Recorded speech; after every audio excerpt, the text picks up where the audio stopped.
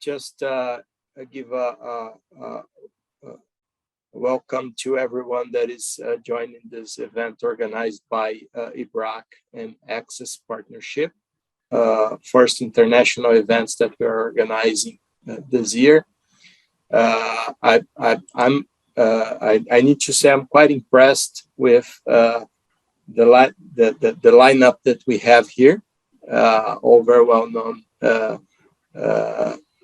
people on the antitrust arena, and also with the attendance that we are having in this event. So we are having people from the United States, Mexico, Spain, Chile, Argentina, Singapore, United Kingdom, South Africa, El Salvador, and Colombia. So this is quite impressive and shows that IBRAC, of course, together with Access, has a great penetration in Latin America, but also in other places around the world. For those that still don't know much about IBRAC, I need to say that we're turning 30 years this year. So IBRAC is certainly one of the most well-known institutes discussing antitrust law, consumer law, trade, and also compliance matters more recently. We have been organizing a lot of events within the last years. I should say that we organized 69 events last year with more than 7,000 people attending our events throughout the year. So that's a good number for this institute that is turning 30 years now. And we're happy to have all of you here to discuss digital transformation and regulation in Latin America, this Latin American perspective. We have current and former commissioners from different countries. We have a very well-known economist that is very happy to often having him talking with us here. And I think without further delays, and I would pass the word to Nimisha, that is gonna co-host the event together with IBRAC. Thanks to all, and have you all a great event. Great, thank you very much, Bruno. Welcome everyone. My name is Nimisha Taylor. I'm from Access Partnership. We are a global public policy company, and we are dedicated to technology. So antitrust right now is a very key topic, and I think it will be for a long time. So it's such a pleasure to partner with IBRAC on this international event, and also a real pleasure to co-moderate the session with Ricardo. So over to you, Ricardo. Thank you, Nimisha. Thank you, Bruno. In fact, good morning, everyone. Welcome to this webinar on digital transformation and competition regulation. Quick introduction. I'm Ricardo Mota, coordinator of IBRAC's Digital Market Group. And it's a pleasure to introduce and to co-moderate this webinar along with Nimisha. And it's an honor to be jointly organizing this event with Access Partnership as well. So just a quick explanation on the webinar. We structured the webinar in the form of initial presentation for our keynote speaker. I'll introduce him in a few seconds. But he will basically speak about the evolution and the status of the discussion on regulation of digital markets in Europe and also in the United States. After that, Nimisha will moderate a second part, which will count with representatives from Brazil, Argentina, and Mexico for a more focused debate on these issues in the Latin American perspective. But before all of that, before going to the debate itself, we have prepared a very quick poll so we can have a bit more sense of public's opinion, and also we can have more interaction with the audience. It's a very simple question. I'll just share with you here.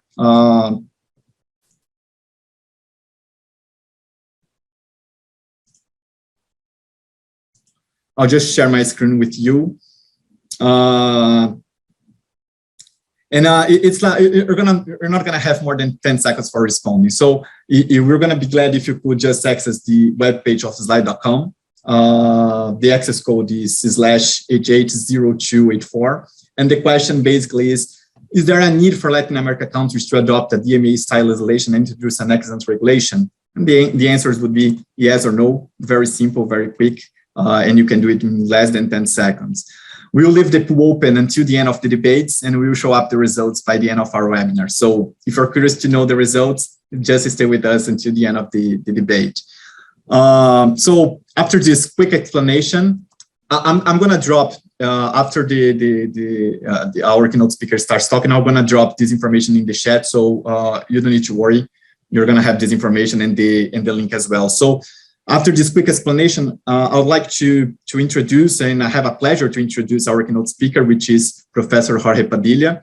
So a very quick bio, because he has a very good and very extensive background in antitrust. But I would like to highlight just a few points. So Mr. Padilla earned his master and PhD degrees in economics from the University of Oxford. He's a research fellow at the Centro de Estudos Monetários y Financieros in Madrid. And teaches competition economics at Barcelona Graduate School of Economics and the Toulouse School of Economics as well. Professor Padilla has been active before several different competition authorities around the world and has written numerous papers on competition policy and industry organization. He's also the co-author of the book, The Law and Economics, Article 102 of the EU Treaty, which is in the 3rd edition. Professor, it's a great pleasure having you here. Please feel free to start your presentation. The floor is completely yours. Thank you so much indeed. And I'm going to try to upload the presentation. In the meanwhile, let me just say that I am very honored to be today with you here. So I'm trying to see the presentation, but I'm not seeing it. Here it is. Let's go and see whether you can get it. I hope that you can see it. And I'm going to try to put it in full screen show mode so that we have a better view of the content. So Ricardo, please, can you see it? Yeah? Yes, it's perfect. Very good. So, well, again, thank you very much for the opportunity to talk about what is a very hot and timely topic, and one in which I have spent quite a bit of time. I think that it's customary when talking about contentious issues to disclose conflicts. Suffices to say that I've been working on digital issues and competition in the digital markets for a long period of time, starting from the early 2000s, working for Microsoft when investigated by the US and European authorities. And nowadays I work for a number of platforms and against a number of platforms. I'm happy to have full disclosure later if you wish, but I don't want to waste too much time. But what I'm going to try to tell you today is my view. It doesn't represent the view of any of those that I work for or I work against. So I would like to start with the following observation. I think that as it has been mentioned, there is lots of activity in the area of digital industries.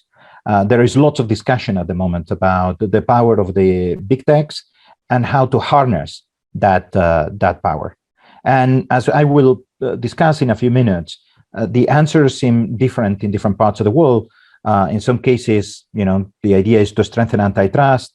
In others is to introduce ex-ante regulation. Yet in others, there are kind of mixed approaches, trying to combine ex-ante and ex-post enforcement. And there are recent discussions within the United Nations about the possibility of facilitating a code of best practices that could lead to self-regulation. So why so? Why is so much? What is flurry of activity? Why are we so worried about big techs? Why do we want to regulate them? And what I want to do is take you a few years back, in the early 2000s, perhaps, when the approach to the regulation of big tech companies was much more conservative, and there was much more skepticism about what regulators could do in this industry. And more generally, there was much more skepticism about intervention, especially in the US and in some other jurisdictions. This skepticism of the early 2000s was largely the result of an intellectual framework that I call the neoclassical approach to regulation.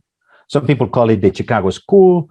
Some people call it in different ways. I think that there are some that get a little bit more, annoyed with it and call it the neoliberal approach. But this very much reflects the views of economists for a very long period of time. I would even sustain that even nowadays, with some caveats. And it was implemented managed to conquer the world of antitrust and regulation as a result of a gradual move towards a more economics-based framework for analysis in competition matters and in regulatory matters. The neoclassical approach to regulation can be summarized in 5 principles. The first principle is that the goal of regulation is to maximize consumer welfare. We regulate because we want to make consumers better off. The second principle is that intervention is only justified when there is a market failure. In other words, that the presumption is that markets work well, and that we only intervene when there is clear-cut evidence that there is a market failure. The third principle is that market power is not a problem per se, because it often reflects efficiency, superior skills, and ingenuity. That market power can be a problem when it is abused. And in those cases, and this is the fourth principle, intervention should be limited only to those situations where the expected cost of no intervention, what we call the expected cost of the type 2 error, is greater than the expected cost of intervention, that is the expected cost of the type 1 error. So we need to take into account both the cost associated with a market failure for which there is no intervention, but also the cost of government failure, of intervening when that is not justified and when the intervention is more likely to do harm than good.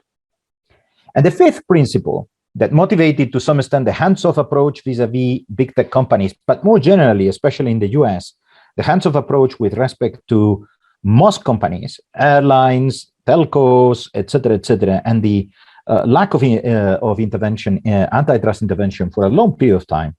The fifth principle was that type 1 errors tend to be more costly and more likely because the market tends to correct type 2 errors. I mean, there are exceptions to that. Of course, in the cases of cartels, type 2 errors are high and type 1 errors are small. And that's why we have per se rules against cartels. But more generally, in particular, in connection with unilateral behavior, the firm belief of most economists was that type 1 errors tend to be more costly and more likely because markets tend to self-correct, and that minimizes the expected cost of the type 2 error. And also, or in addition, if you wish, the view was that this is particularly true in dynamic industries where innovation is the key dimension of competition. Because if there is any abuse that consolidates and entrenches some form of market power, innovation will sooner or later trump that position and facilitate entry and disruptive entry and remove the incumbency position and therefore lead to unfettered competition. This was the approach that I think that has characterized antitrust and regulation in the US to a large extent, but also to some extent in a more moderate way in Europe and in many other jurisdictions. But nowadays, the neoclassical consensus is under attack. And it's under attack as a result of a number of pieces of evidence, fundamentally coming from macroeconomists, not microeconomists, that challenges the status quo in which we thought that markets self-corrected and that were working well and that there was no need for intervention. There are a number of macroeconomic developments that indicate that increases in market power have resulted in less investment, lower economic growth, and more inequality. And that has happened as a combination of changes in the way in which international trade operates, globalization, fundamentally perhaps changes in technology, the introduction of technologies which involve significant economies of scale, scope, and network effects, but also limited intervention to control market power. Now, if we look at these pieces of evidence from microeconomists, the first thing that we see is that there is quite a lot of evidence, both in the US and in Europe and in other places, but fundamentally in the US and in Europe, of significant increases in concentration. Here you have a chart in which that's measured with various coefficients of concentration, measures of concentration, and you can see that from 2000 onwards, all of them are upward sloping. Meanwhile, what we observe in most Western economies is that the labor share has gone down. Profits are taking an increasing share of GDP. That's true in the United States, but it's true in almost every other OECD country.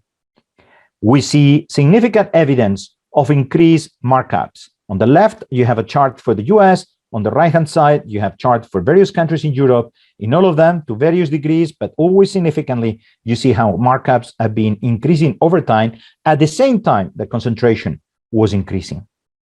The increases in concentration, as reported on the left-hand side of this chart, have not led to increased investment, as some people following Schumpeter claim that you need market power to justify investment. The reality is that investment is falling down as concentration is going up. Workers' wages have suffered. The period of increased concentration and increased markups is a period of wage deflation in many countries in the West, certainly in the US, certainly in the European Union, and as well in the United Kingdom. And we observe that in those countries where market power has increased and profits have gone up, inequality has gone down. This is a beautiful chart. It's called the elephant, and it's due to Branko Milanovic, an economist from the World Bank. And what you see there in the horizontal axis of the chart is the percentile of global income distribution. So to the left, you have the poorest people in the country. To the right, you have the richest people in the country. And you can see how their income has changed over time from the period that goes from 1988 to 2008. And the picture is not very different if you look, to closer years to ours. And what you see is that the poorest people in the globe have done relatively better. They have increased their income. That is largely the result of the growth experience in China and other parts of Southeast Asia. The top 1% of the population has also got significantly richer than they were in 1998. But there is a group of people, possibly, as you can see, from percentile 75 to percentile almost 95, that are not doing much better, and some of them are actually doing much worse. Those are the workers in countries like the United States, United Kingdom, and European countries, and several other OECD countries where market power has increased and has been left unchecked. This evidence, this macroeconomic evidence, suggests that markets do not self-correct, that market power generates problems even when the incumbents are not acting in the best interest of consumers, are not acting in the best interest of the economy, and in particular other stakeholders like workers. Type 2 errors tend to be more costly and more likely than we had estimated. Now, it turns out that there are other pieces of evidence that suggest that this problem is particularly significant in dynamic industries where there are significant network effects and barriers to entry. Now, some people say, well, wait a second, we shouldn't do anything, because every time that we try to do something, we get unintended consequences, or the intervention is futile, etc. I think that rhetoric of reaction worked for a long period of time, but in light of the evidence that I have shown you before, I think that people are saying, well, if it's not now, when? And if it's not us, who? We need to move on and check this market power to solve problems that are not just occurring at a micro level, but are actually harming the economy at a macro level. And that's why even, famous consultants like a competitor of mine, Cristina Cafarra, says, let's forget about all these people that say type 1 error, unintended consequences, whether they are consultants, whether they are academics. We need to move on and intervene. Now, 20 years ago, when we were looking at high-tech industries, we said these industries are not going to be problematic. Market power is not going to be an issue, because as I mentioned to you, we had a very significant trust on dynamic competition, on competition for the market, on innovation. And we thought, myself included, because I published papers along those lines 20 years ago, that, monopoly would be transient. And that therefore, all that this market power was doing is incentivize investment. And in any event, once the monopolies became a little bit lazy, like MySpace, for example, it was quickly substituted by somebody else like Facebook.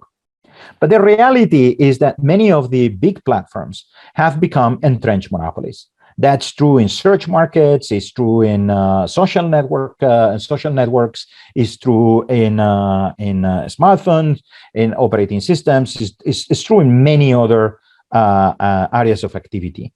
We don't see transient monopolies. What we see is that Google has been around for 20 years, that Facebook has been there for also more than a decade, that Amazon has been growing more and more important, and so on and so forth. And the fact that they have large market shares is not in itself bad, but remember the evidence that I presented before that suggests that perhaps this market power is not delivering the right outcomes from the viewpoint of consumers, workers, and society in general. And what's worse is that, we don't worry about these platforms exclusively because they are large, but also because they seem to have engaged in anti-competitive actions trying to preserve their monopolies and prevent others from entering. And nowadays, that concerns not only their goods and services, but also the data that they collect from us. And new types of anti-competitive behavior are being considered that leverage data together with large market shares to prevent competition and to distort markets. In response to all these facts, what we have observed, especially in the US, is the emergence of a new school of thought, the so-called neobrandessians. By reference to Justice Louis Brandeis, who was a justice of the Supreme Court of the United States early in the 20th century, who had a very clear-cut view about the harm that large companies can do, not only to the economy, but also to democracy. And he was one of the intellectual fathers of the progressive revolution that led, among other things, to the creation of the FTC and to a change in policy towards the big trust and the big corporations in the United States of America. One of the main proponents of the neobrandessian school is Lina Khan, current head of the US Federal Trade Commission, who wrote a few years back, I think that this must be 2018, a very famous paper called Amazon's Antitrust Paradox, which was basically making the point that, there are companies that when they acquire certain size, they may not only be able to harm the markets in which they operate.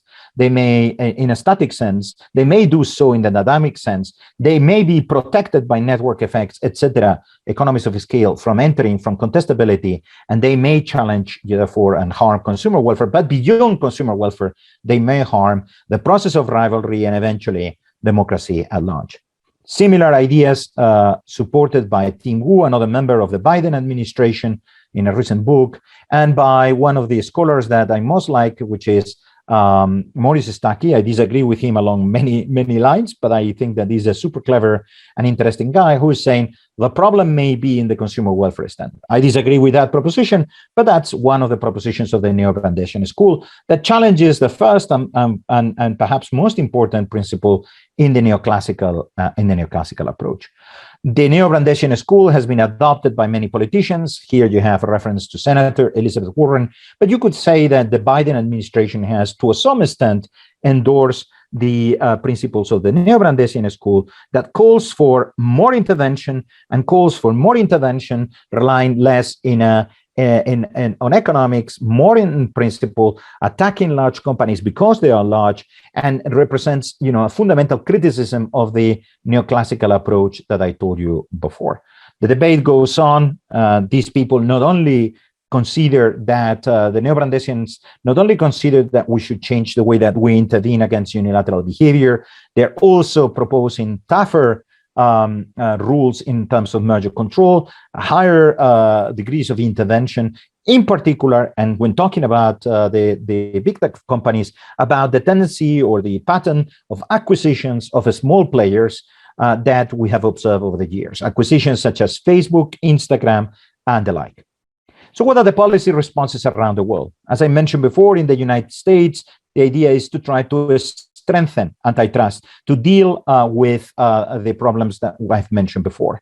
In the United Kingdom, the idea is to create the so-called digital markets unit that will be developing straitjackets for each of the big tech platforms so that they cannot abuse their market power.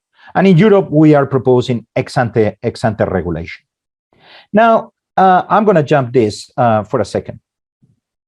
And I'm going to say that what I've told you, in my view, doesn't challenge the so-called neoclassical approach. And let me go back to the neoclassical approach. I don't think that any of the observations that I have discussed should lead us to conclude that the goal of regulation should be other than maximizing consumer welfare. What it tells us is that we need to define consumer welfare broadly to include not only prices, but also non-price dimensions, and to take into account also privacy.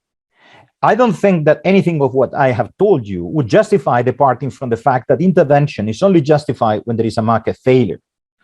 I don't think that anything that I have told you says that market power is a problem per se, and I would disagree with the Brandessians saying that large is always bad.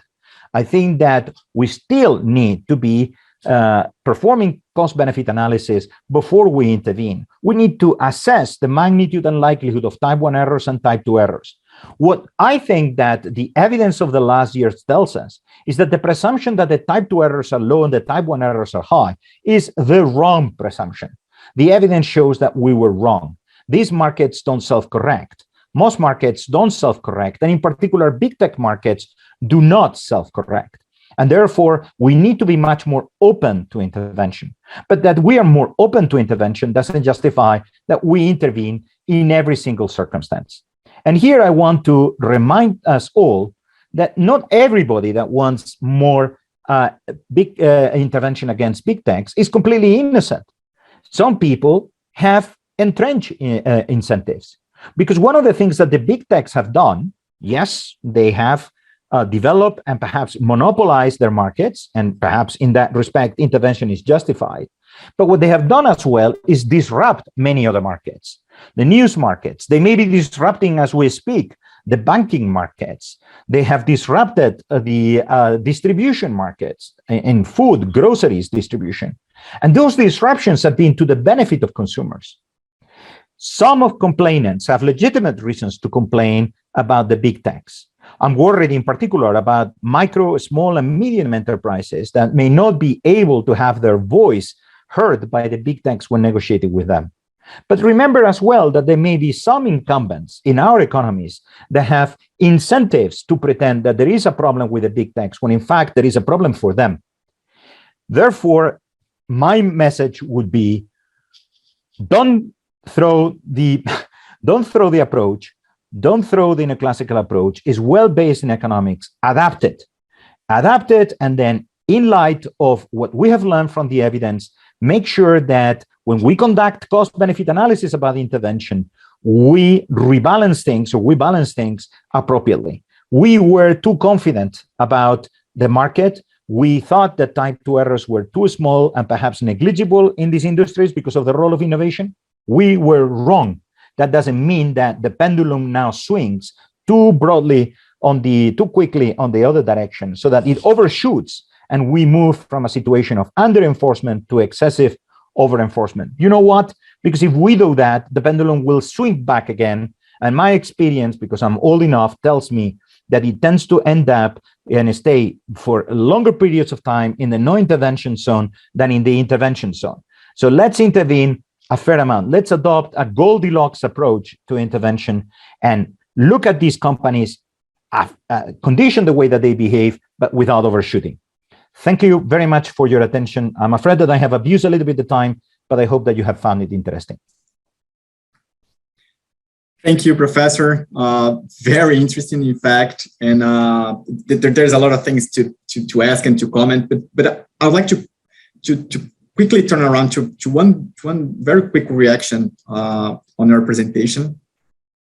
Basically, and this is much more focused on the political process that is being developed in most of these countries. So we've seen a process that is in different stages and levels of intervention in most federal jurisdictions. In several of them, there are criticisms arising in the sense of a clash that's more political than technical. The United States, for example, has been undergoing a shifting process of paradigm since the election of President Biden, as you mentioned. However, I think as never in history, there seems to be a joint bipartisan effort. I mean, they are together, but with different motivations and different interests behind their positions and behind their understanding. So I would like just to understand your position on first, what are the key developments from Europe and United States to introduce these ex-ante regulations? And in your view, what's the political process going on in these jurisdictions? I mean, how harmful or beneficial do you think this should be for antitrust technique? All of these interests mix up in the political process. Because when we talk about an ex-ante regulation, we're not just talking about doctrine, or we're not just talking about precedents. We are talking about legislation. In fact, what's your view on that? Okay, very good. I think that there is a very significant distinction to be made between what is happening in the US and what is happening in Europe.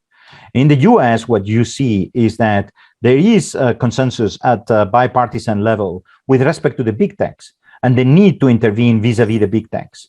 Now, more generally, there is no consensus. When you think about what about intervention of the airlines? What about intervention of pharma? What about intervention in other sectors of the economy? The Democrats are very clearly saying the problems that we observe in big tech may be exacerbated, but exist in other parts of the economy. And the data that the microeconomies are providing us suggests that these problems are widespread.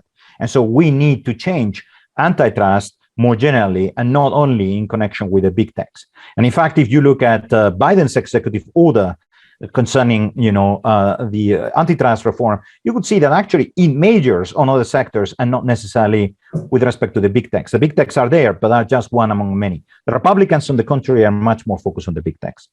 In Europe, on the contrary, the consensus is very clear.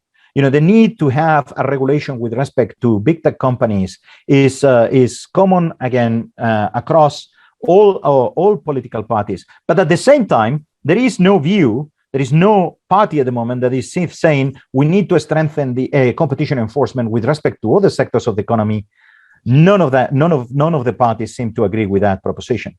So, because there is no disagreement with respect to other sectors of the economy, you only see agreement, and you only see agreement in the same area that you see agreement in the US.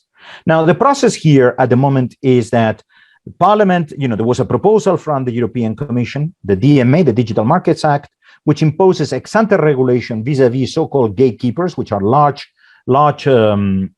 platforms. And that passed through Parliament. Parliament asked to, tighten the screws even more. And now we are in the process that is called the trialogue, which is a very unique European process where you have the Commission talking to the Parliament, talking to the Council, that is to the member states. And I think it's imminent. I think that by 24th or 25th March, maybe 26th March, that is next week, you're going to have a Digital Markets Act, and that's going to change completely the picture. There is going to be possibly no or very limited ex post intervention against platforms. What you're going to have is a period, possibly a protracted period of litigation between platforms and the Commission trying to enforce this ex-ante regulation, which really limits their ability. Some people say justifiably, others say that perhaps too much.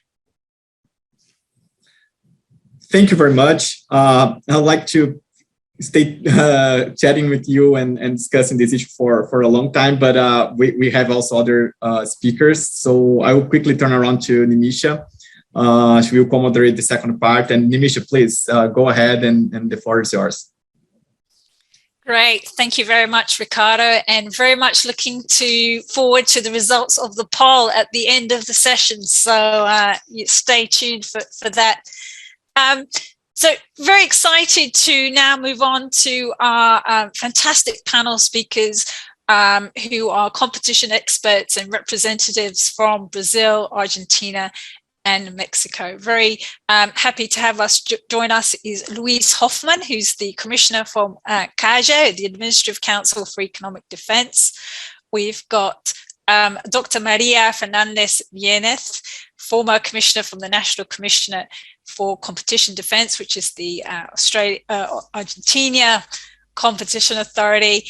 And we're also really excited to have Pedro Isaac Arcao, who's from the Digital Director from the Digital Markets Unit of the Federal Economic Competition Commission in Mexico. Great to have you here.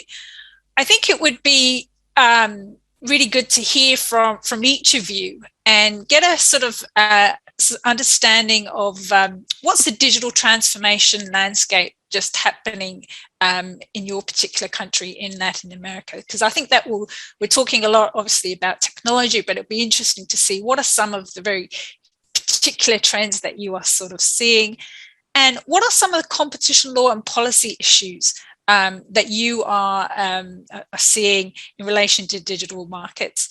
And also, we just had Dr. Padilla talk about regulation in the US and in Europe, and would like to hear any initial thoughts on those regulations and what potential impact that might have in Latin America. So there's the three themes. Would love to just get your initial thoughts on, and then we'll pick up on some questions afterwards. So Luis, perhaps I can ask you to share what is happening in your jurisdiction. Thank you, Nimisha. Good evening for you, and good morning to all of those who are here in the South America. It's such an honor for me for having been invited by IBRAC and by Access Partnership. I'm very honored to be here, and such a big responsibility talking about Dr. Padilla. I think I will share some of his thoughts as well. I think he has made a very excellent explanation about the topic that we're discussing today. And it's such an honor to be together with other colleagues from Mexico and Argentina as well. Thank you very much, Misha. Initially, I think that when you talk about the traditional concept of market power, when you say that's related to the ability to unilaterally and profitably raise prices, or let's say reduce quality beyond level competition, it may not fully reflect market power in digital markets, which contain many products and services, for example, at zero price. However, it should be investigated whether other steps in the value chain can offer monetary rewards to suppliers. In this sense, issues such as quality, innovation, and the variety of products available to consumers are frequently more relevant. Furthermore, due to industry dynamics, other theories of harm are commonly studied by the antitrust community, such as data privacy abuse, unlike traditional theories of access to essential facilities, compatibility limitation, self-preference, multi-home limitation, and what was mentioned before, data portability. According to a publication prepared by CAD's Department of Economic Studies on digital markets, the growing role of competition at risk potential for digital ecosystems tends to monopolize online markets, since competitors would need to offer all the services covered by the incumbent to be competitive. This department, the DEE, points out that markets with such characteristics tend to tip, that is, at a given moment, the confluence of these factors tend to quickly concentrate the market in a single ultra-dominant agent. Markets with typing effects normally present intense competition for the market at the beginning, which later turns into a likely long period of low competition in which the winner or monopolist takes advantage of the benefits of its market power. In the case of markets with such characteristics, it would be up to antitrust regulators to try to ensure at least potential competition for the market by lowering barriers to entry. Therefore, some digital markets tend to be highly concentrated and subject to monopolies. Thus, a platform might take advantage of its dominant position in the market and use a number of tools to limit multi-homing, such as adopting exclusive contractual clauses, making prices structures unattractive for users using different platforms, such as offering quantity or loyalty discounts, or even setting technology standards that influence costs or prevent multi-homing, among others. On the other hand, monopolies and going a little bit for our Brazilian competition law, are not illegal by itself, since it can be a result from a firm's own merits without engaging in an anti-competitive behavior. A firm may achieve such position due to more innovation, more quality products, or more efficiency. Therefore, digital economies impose real challenges for antitrust authorities that in Brazil we believe should be tackled in a case-by-case basis. In Brazil, on the other hand, sector regulatory agencies are usually in charge of the ex-ante regulation of the sectors they supervise.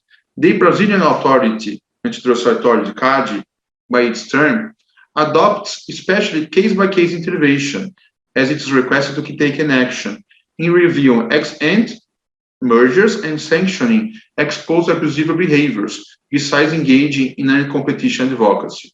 Although it's more common that CADE adjudicates cases that involve digital platforms, there is no current debate in Brazil's legislative branch about comprehensive ex-ante competition regulation related to digital platforms or the digital economy. Hence, the ex-ante control of digital marketing in Brazil is today carried out by sectoral regulatory authorities. To illustrate, the central bank has recently regulated open banking regarding several markets connected to the payment and financial service sectors and its interoperability. And this regulation is still under discussion on the central bank.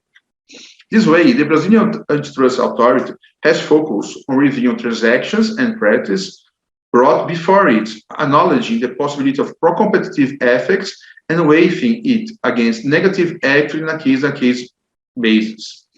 Nonetheless, this does not mean CADE is powerless and idle before the challenge issued from the digital economy.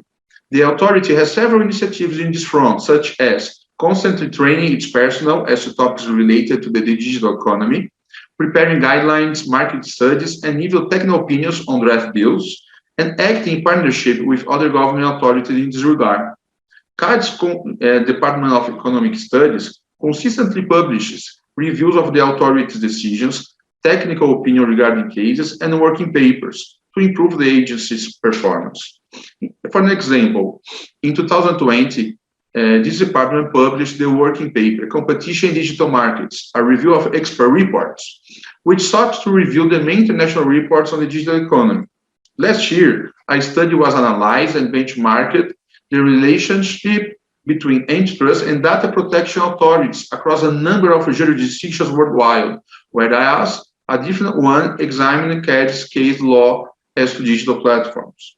As mentioned before, there is no ex-ante antitrust regulation on digital markets in Brazil, but this does not mean that CADE is unaware of the implication of large tech firms' activities on the competitive environment.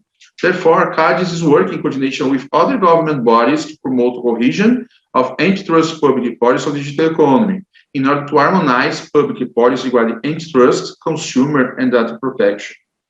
When we say about the impact of Europe and US, we can definitely be aware that this issue is very important to regulations in both sides of the Atlantic. In this scenario, compliance concerns with the new parameters led actors from different sectors of the information economy to adopt legal and technical measures in the field of the digital market. Among the relevant actions can be mentioned the review of contracts and agreements and the update of terms of use of users and privacy policies around the world. The approach has a global reach and has repercussions in Brazil in the face of the performance of economic agents and those who intend to enter such markets in these countries, which will have to worry about adapting to legislation. And I think for answering, Misha, the last part of your question, I would like to discuss about something about innovation, which definitely is a sustainable competitive advantage for companies. In this sense, firms have constantly to adapt their business models and improve their operations, especially when affected by technological advances. In my view, Brazil has a vibrant, innovative-driven economy, and one can note the presence of digital technology in several markets, such as retail sector. We have several firms active nationwide in this market. Agricultural sector, when we see the agriculture and the precision farming technology is enabling Farmers produce more with less. Thus, there is an increase in productive, food savings, herbicide savings, water usage savings, which also contribute to a sustainable economy. And as I mentioned before, also the financial sector. When there are completely digital banks who have emerged in recent years, while the so-called traditional banks have also entered the online environment. The phenomenon is fostered by some cultural and social aspects regarding the development of the Brazilian society and economy. For instance, internet access by the Brazilian population have been increasing significantly in the last few years. In 2012, only 15% of the country had access to the internet, while in the last year this number rose to 75%. Brazil is now one of the countries where people stay connected for more hours per day online. Brazilians from 16 to 64 years old stay roughly 10 hours per day online.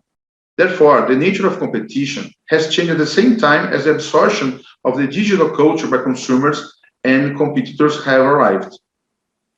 And policy changes, the company's approach to consumers, the integration of the offline environment with the online environment, and the incorporation of technology have become competitive advantages. And these characteristics, let's say, form a new culture in progress, which we can perhaps indicate in the term digital culture.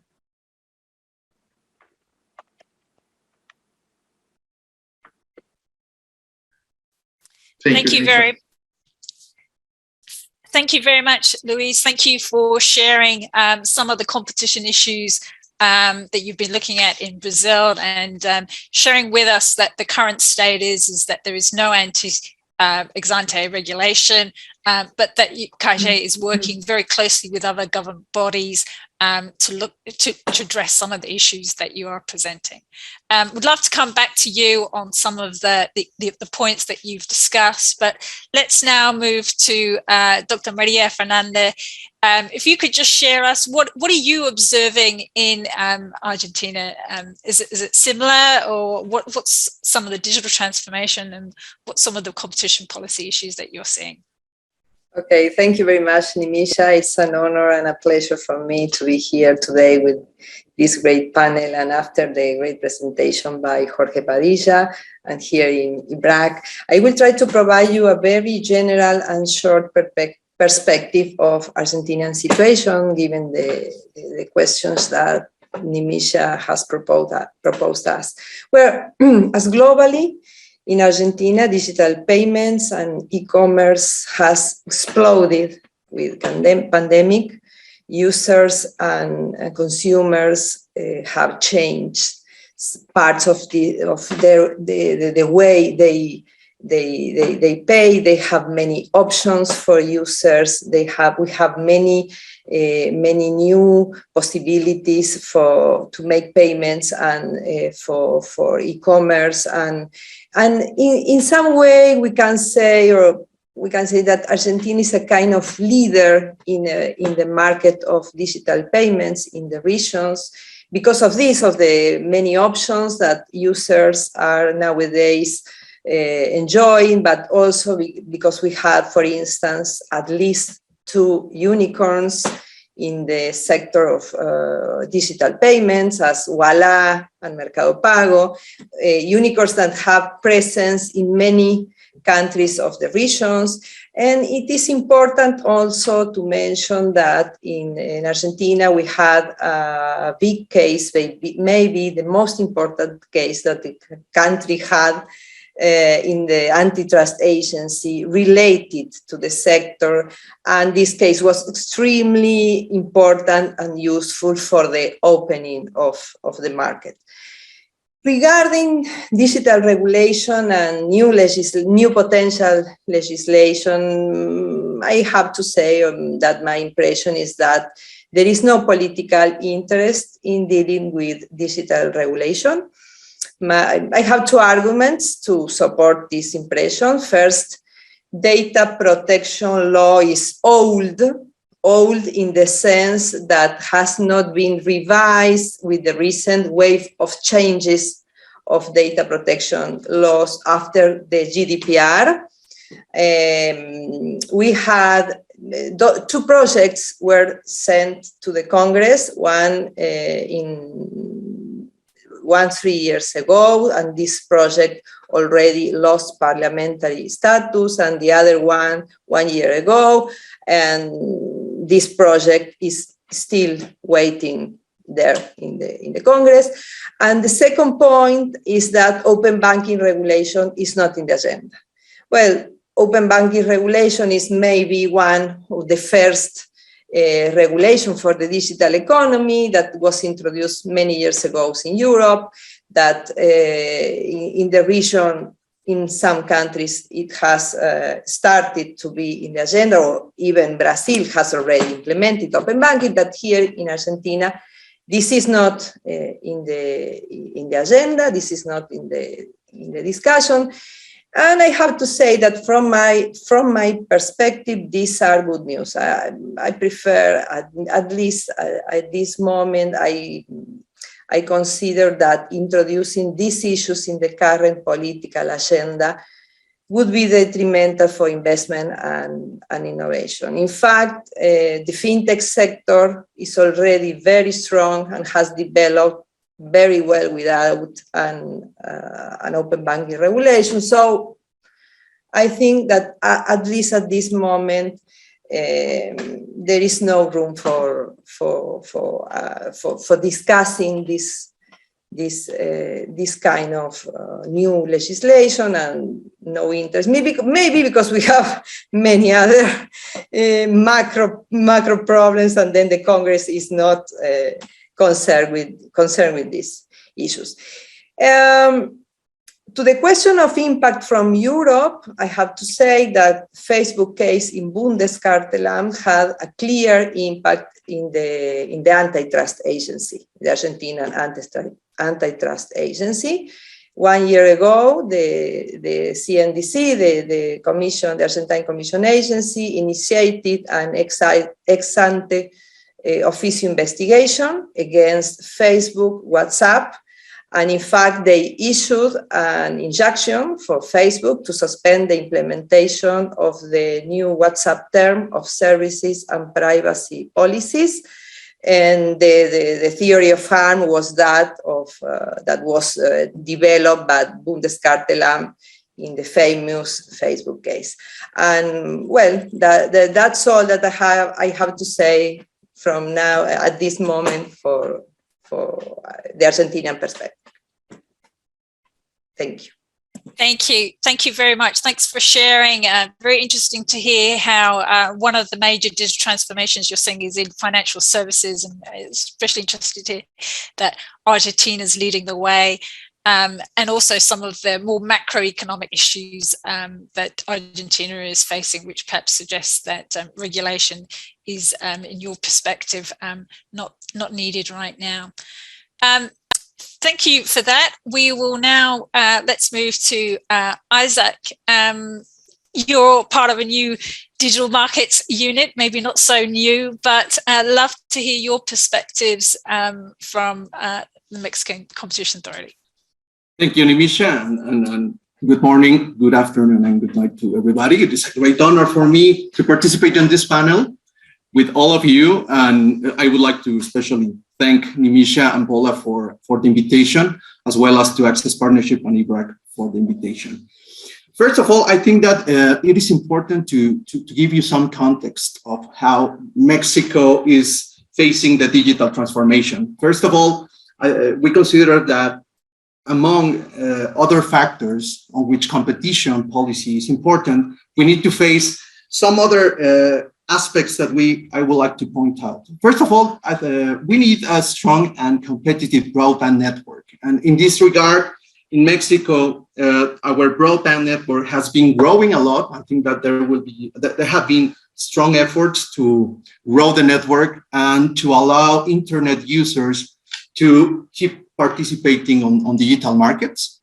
Another aspect that we need to take into consideration is the gradual reduction of digital illiteracy. And in this fact, well, I mean, 72% of the urban population in Mexico is using internet. I think that it's a huge percentage. However, it's still far from other countries.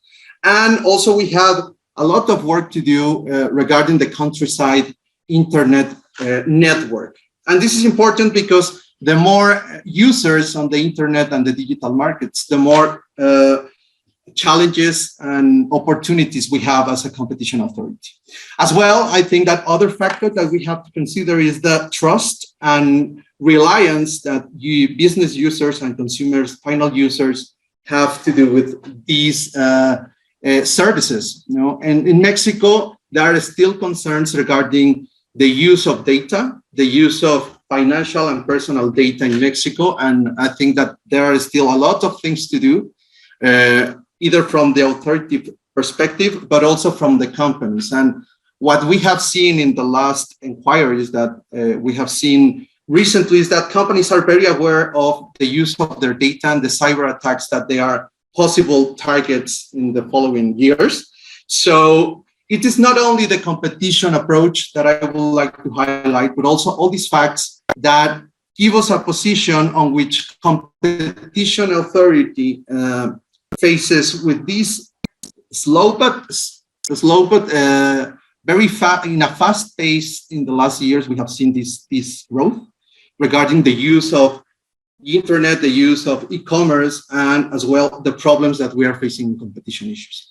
How does the competition authority have faced these challenges? Well, since 2015, COFECE, the Mexican Competition Authority, has done several actions regarding the digital market. First of all, we have done several opinions. For instance, we have made some recommendations to the authorities regarding the regulation of mobile and for ride sourcing apps model, as well as some initiatives regarding a recommendation regarding the first Mexican fintech law. And I would like to highlight that because some of the recommendations that we made on 2017 help to create a more competitive law in the fintech economy, as well as we have done several documents on the advocacy issues. We have analyzed the digital strategy on COFECE, and we have several mergers and acquisitions that have been analyzed, especially on companies like Uber, Walmart, Corner Shop, as well as a lot of fintech companies that nowadays have become Mexican unicorns. Regarding the enforcement activities, we already started an investigation in the digital advertising sector. And as well, we have done an intense analysis on how the digital markets work.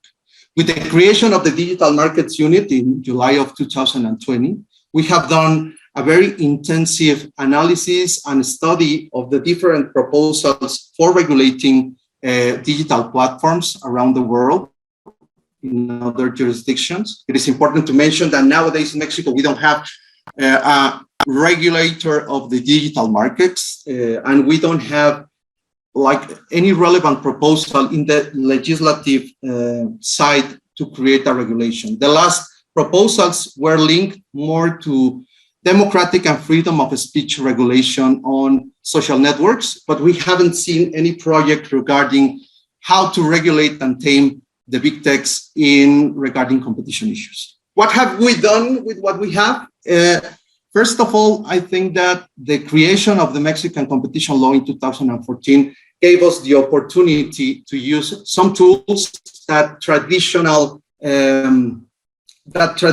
tools in other countries maybe will not be able to face the problems on the digital markets. And I would like to emphasize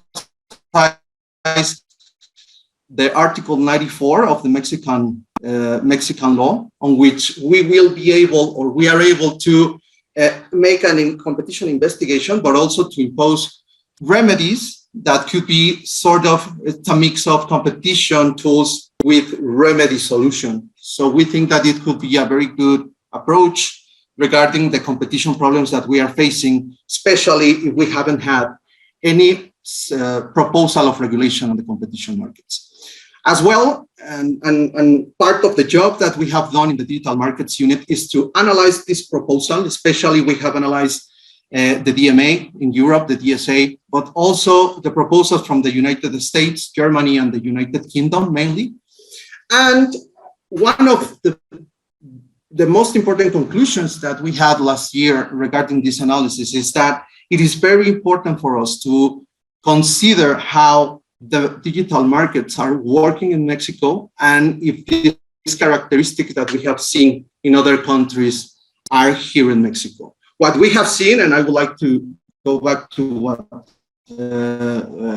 Jorge Padilla said a few minutes ago, we have seen that some of the digital mavericks have made some competitive pressure on traditional incumbents, especially on the banking sector. We have seen a strong activity of the fintech companies offering new services and covering some portions of the population that, well, did not have any access to the banking services.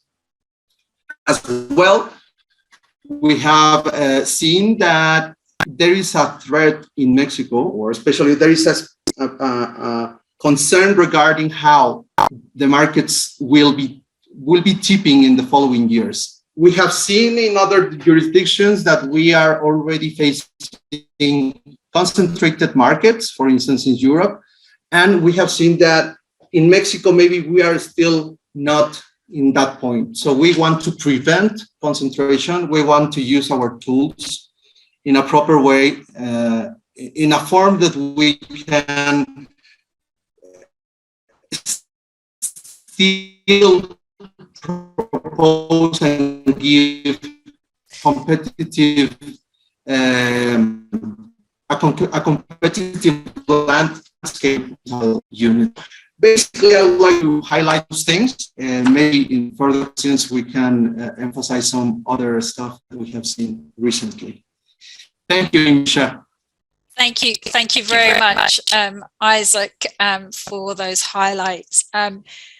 Great to hear from each of our panel speakers. I think there are two themes that I hear sort of coming out that I'd like to sort of touch upon. I think there is this theme about, how you're having increased digital transformation, more internet uses. Yes, there is more to do, but also some sectors, digital payments, for example, that obviously seems to be very topical, that has been sort of taken up.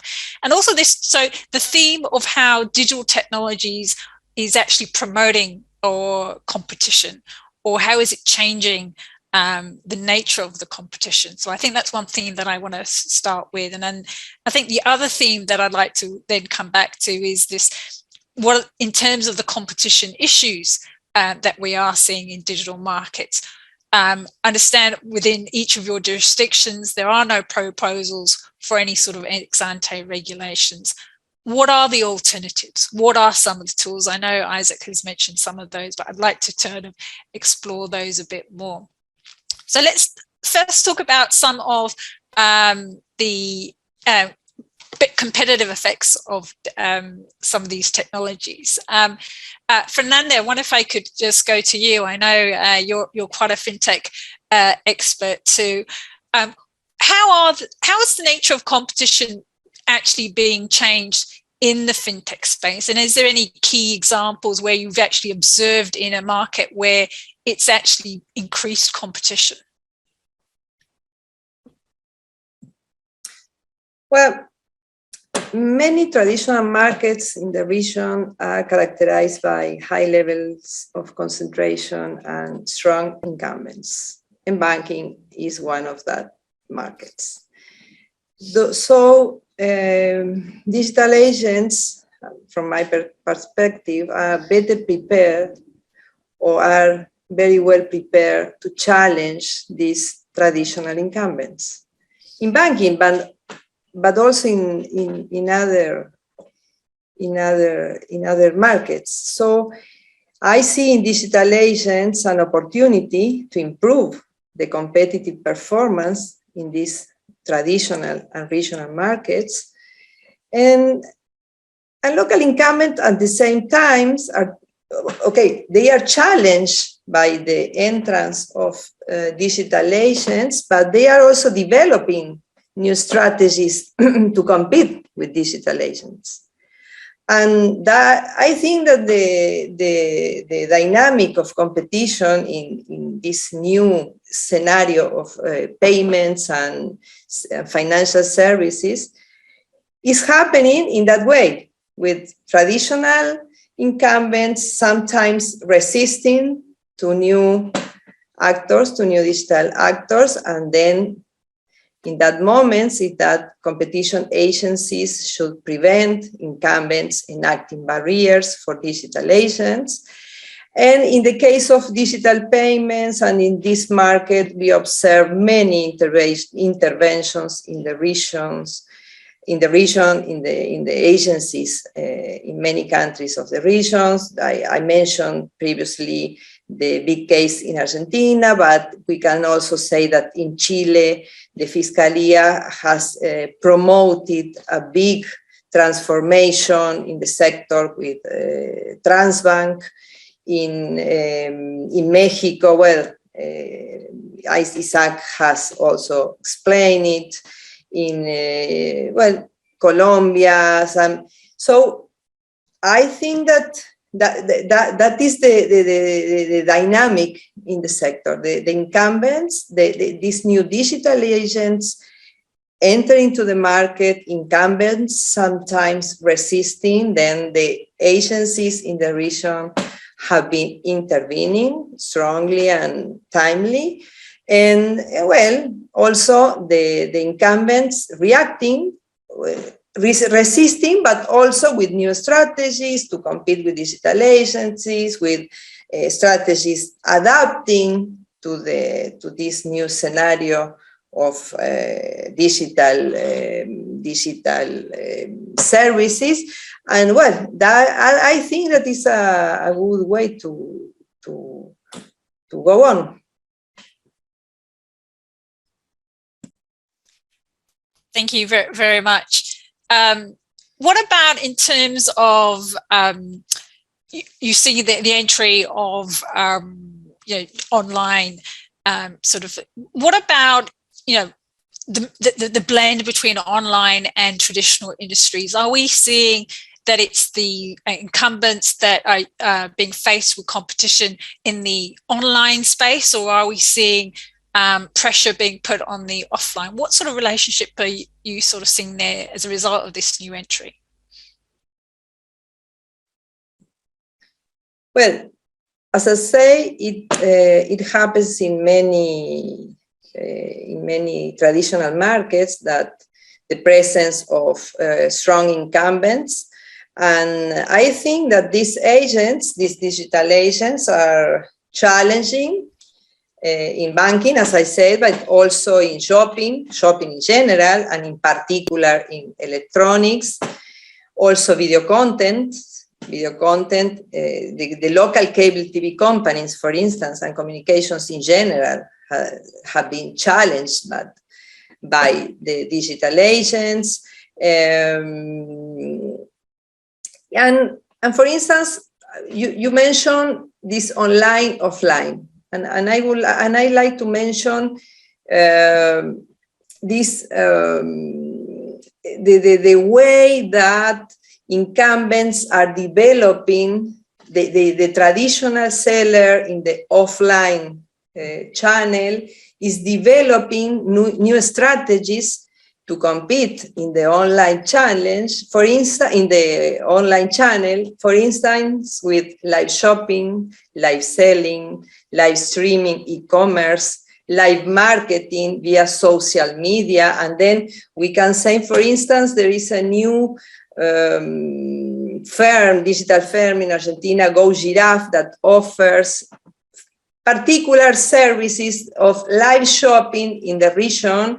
And they offer, for instance, consumers tours about the new collection with an influencer. Then they can buy from home and receive suggestions from the influencer. And social selling also, each social selling has the potential to become a retail platform with specific functions by the artificial intelligence, augmented reality. We can see, for instance, Nike, a brand, an traditional and strong brand uses augmented reality for users to see how they wear their shoes before buying them. For instance, some experiences and strategies that the traditional incumbent is developing to interact or to compete directly with e-commerce, with the new digital agents. And well, I think that's the way we want.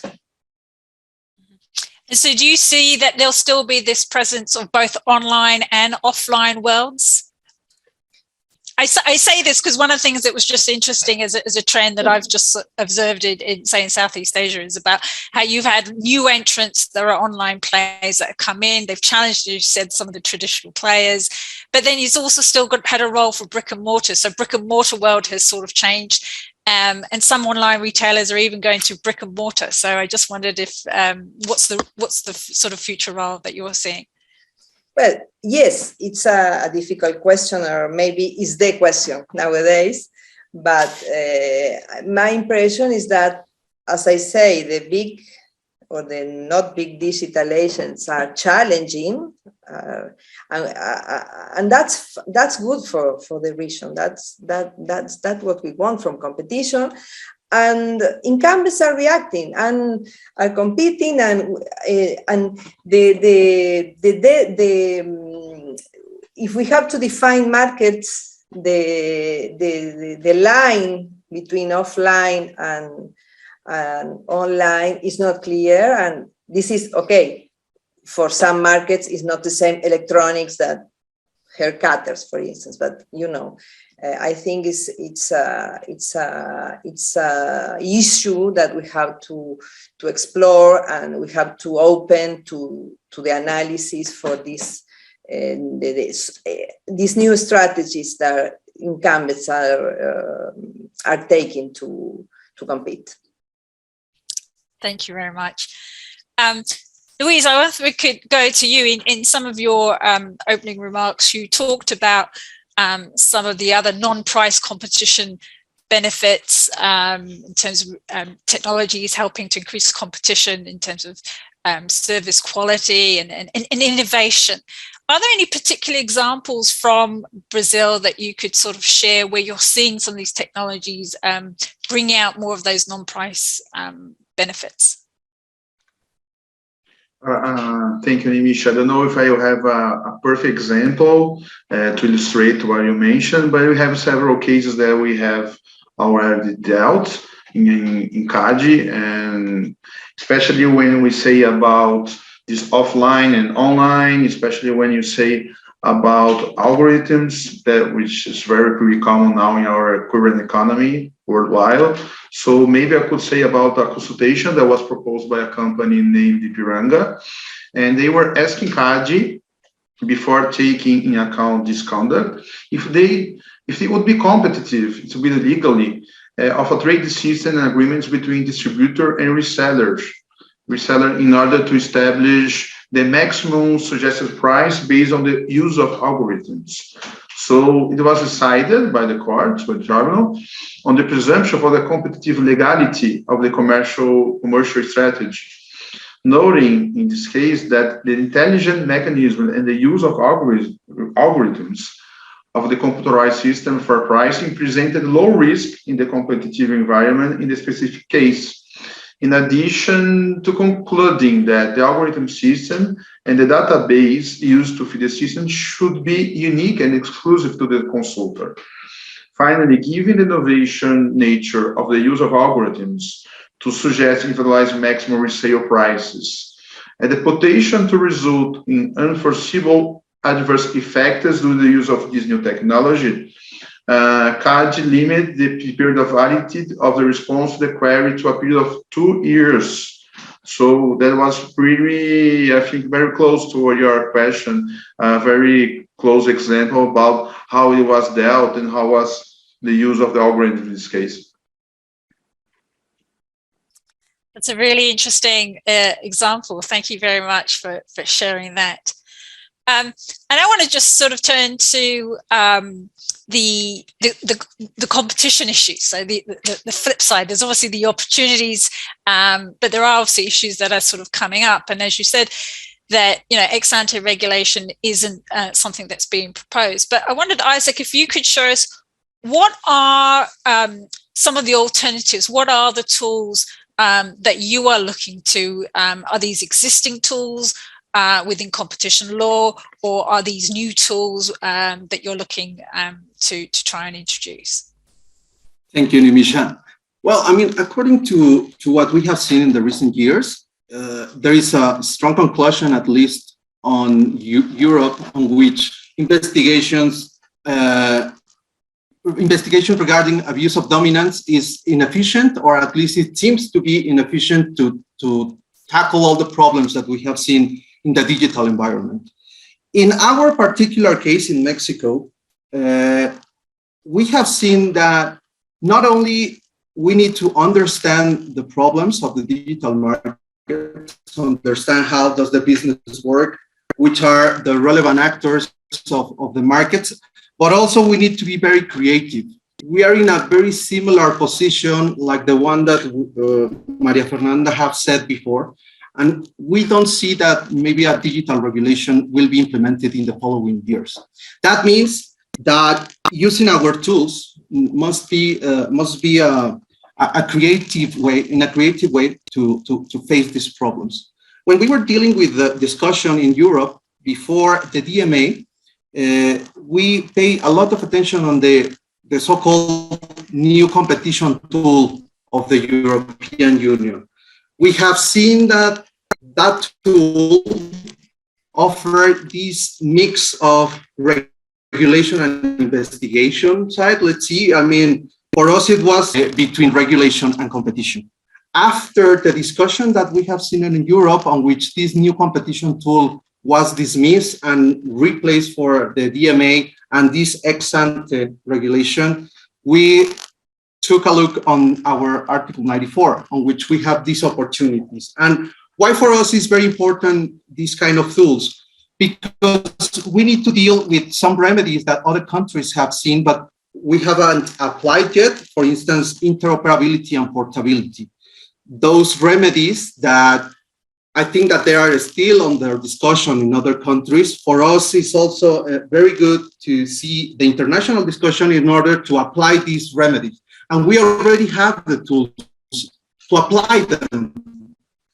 But that means that we need to be very prepared technically and legally speaking to facing this, because we need to be prepared to analyze how these remedies will be able to, do you hear me? Because I think that I am having some. Yep, no, I can hear you. Thank you very much. Thank you, sorry. So I think that we are dealing with that technically, because we need to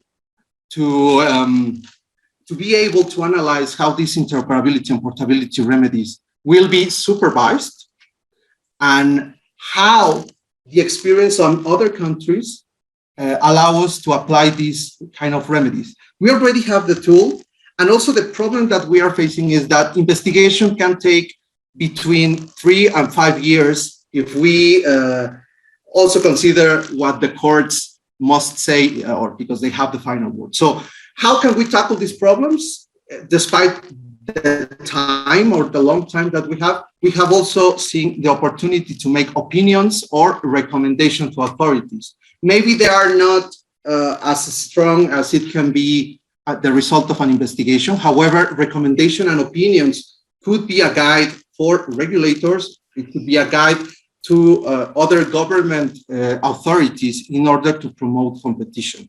So I think that that can be a creative way of using our tools, but also there are many other questions in the table. How can we cooperate with other authorities in Latin America and in other jurisdictions to create a new system or implement similar solutions for the problems that we have? And this is part of the things that we are also analyzing, especially from the legal perspective, at least in Mexico. And I think that most of the Latin American countries have these Roman tradition in which formalities sometimes it's more important that the issues that we have. So we need to establish a conversation with other countries, with other jurisdictions, to see if we have these similar problems, especially in Latin America, because, and that's why I highlighted the problems that we have regarding digital literacy, network coverage, the trust that we have as users to become more participant on the digital market. So I think that the traditional tools might be or might not be necessary to solve all the problems. However, I think that the inclusion, for instance, of the analysis of behavioral economics, the use of dark patterns, all these problems that usually we don't analyze on traditional markets, we need to incorporate them to our studies. And fortunately, at least in Mexico, we have the chances by the law to use this kind of analysis, but also most of the solutions that we have under our current legal system will be facing the challenges of the courts, the challenges of the litigation, and we are still on a very gray area. However, I think that if we don't start like using these tools, either investigation, opinions, recommendations, we will stay in the same point without any progress facing all these problems. I think that maybe we don't have still the solution, not even in Europe. In Mexico is more obvious. However, it is very important to try and to be wild, let's say, and creative with a lot of responsibility, but using our tools in order to improve competition. Thank you very much. And you've touched on what could possibly a topic for a future webinar, the issues around designing remedies for digital markets. And as you say, the complexities of data portability and interoperability, they really shouldn't be underestimated. I'm just conscious of the time. Thank you so much. I'm going to hand this over to Ricardo, who's been keeping a track of some of the questions that we've been coming from the audience, which is great. And also, how are we doing on the poll? Yeah, I'll show up the poll in a second. Let me just, maybe while I'm preparing here the results, I'll just quickly try to address some of the questions. There are very good questions here. If the panelists could read, I think it's easier to address them. But let me try to do it in a few minutes with all of them. So, Professor, there's a question coming from Marcela Matiuso. And Marcela, if you allow me to complement just one point here. Professor, when you made your presentation, you presented us some data on macroeconomic data on basically on concentration, inequality, and other issues. So considering Marcela's questions here, and I'm going to read just to be fair on the question. Professor Padilla, thanks a lot for the presentation. One question I believe is relevant in the context you discussed. Antitrust, as all we know, is just part of the response we can offer to the scenario we see today in terms of inequality, market concentration, etc. How do you see the neobrandessians movement in that context? I believe there is a clear openness to deal with the problems in other spheres, but also push towards antitrust that seems to be not, to me, not the very helpful. If we focus on solving the problem rather than on mobilizing antitrust as the final goal. Professor, could you give us some words, like 1 minute in response to Marcela? So in a nutshell, I think that antitrust can help to deal with some of these problems that we have seen, to check the market power so that there is a bit of a better balance between different stakeholders in society. But I agree with Marcela that antitrust, may not be, well, first, is not the only tool, and secondly, possibly is not even the most important one. I mean, we have seen that part of the problem or some of the factors that explain those dynamics are unrelated to antitrust. They may have to do, for example, with the decrease in unionization in some economies. They may have to do with fundamental changes in technology, in which what we see is that a few companies succeed and many others lag behind. And for example, one observation that is quite interesting is that there is more inequality wage inequality across firms than within firms. So I agree with Marcela that, antitrust is a tool, but not the only tool, and maybe not even the most important tool. Great, good to hear. Nimisha, would like to address the next one to maybe, I think it's asking about CADE. I don't know, I think Hoffman is the person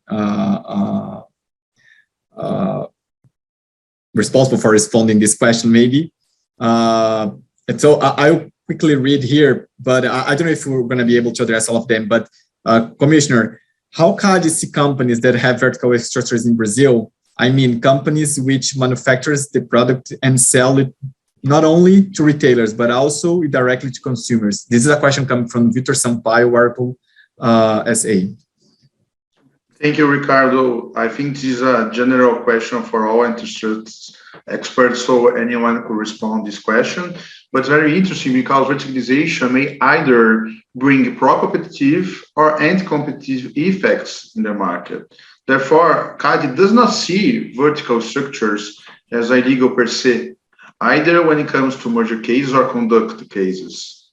More importantly is to access the case on hand, examining the structure of the market, whether such firm is engaging in anti-competitive practices, among other aspects. Great, great to know. I think we have time for one more. Let's just Lucas' question, and then I can present the poll results. So Lucas is basically questioning about COFECE. So Isaac, maybe it's better you get this one. So hi, first congratulations for this amazing event. I have recently prepared a paper on digital mergers in Latin and analyzed, among other cases, Walmart corner shop and Uber corner shop decisions in Chile and Mexico. I would like to know, if possible, if COFECE took into consideration and to what extent data and privacy issues in Uber corner shop as Chilean FNA did. As COFECE materials on the case were quite limited and focused on jurisdictions, COFECE versus IFT, these aspects of data and privacy would be of relevance important, to be discussed. Thank you. And I don't know whether you can discuss the case. I think this case were still finished, so I don't think there's a problem, but please feel free if you cannot discuss specific cases. Thank you, Ricardo. Well, I mean, Uber corner shop is a very interesting case because it has another previous case that was the intention of Walmart to acquire in corner shop, which is a grocery delivery app. And in the first case, regarding the Walmart corner shop, we did analyze the aspects of the data that were involved in the operation. In that case, one of the conclusions that COFECE had, it was that Walmart could use the data and the information that was provided by corner shop in order to block their competitors on the supermarket and markets, let's say. What happened in Uber corner shop after the analysis of Walmart corner shop, on which the commission denied or blocked the merger, was that Uber was interested in buying corner shop. And by that moment, there was a conflict with the telecom federal institution regarding the competition on digital markets. After that discussion in the specialized courts, on which the tribunals decided that the competition authority had attribution and was the authority to analyze this kind of markets, we analyzed the merger between Uber corner shop, and in that case, the data was not like a relevant issue that we analyzed problem competition. One of the things that we studied on the Uber corner shop case was the loss of potential competitors derived from the entrance on Uber, on which we conclude that it was not a relevant problem. We also analyzed the conglomerate effects and the potential loss of competition due to the common ownership. Those were like the problems that we analyzed during this merger. Data was not something relevant in this case, contrary to what happened on Walmart corner shop. However, I think that in the following mergers, data will be relevant as well. And I think that it will be included even more on this analysis that COFES is doing regarding how the data can be used in order to block or impede competition in specific markets.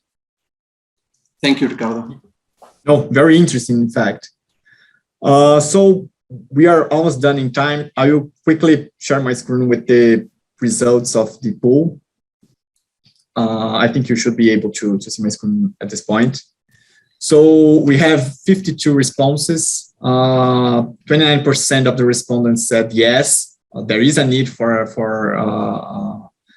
the EMEA style legislation in Latin America. And 71% said no, there is no need. There are many reasons, many justifications, but this is the crude results from the poll. Nimisha, I'll just get back to you for our final words. I'll just would like to thank everybody for keeping with us until this point. Thank the panelists for the great expositions and debates. And looking forward to repeat this panel with different discussions that just came up with during this presentation. Thank you very much. Great, thank you, Ricardo, and very interesting to see the results of that poll, and certainly scope for more discussion that's there. It's unbelievable how quickly time has gone. We could talk for more often, but just want to say thank you very much to everyone. Some of the things that we've talked about today, we were very lucky to have Dr. Padilla. Thank you so much for your presentation. One of the key things that I've noted, you talked about the US and the EU approach and the differences. And I think you've mentioned the need for a cost-benefit analysis before we start thinking about intervention. We've also heard from our panel speakers that have talked about digital transformation in their countries. I think fintech and open banking have been very notable examples, how they have been challenging some of the traditional incumbents, how it's actually forced them to change some of their strategies, and some interesting case about algorithms and AI actually having some pro-competitive effects, which was very interesting to hear.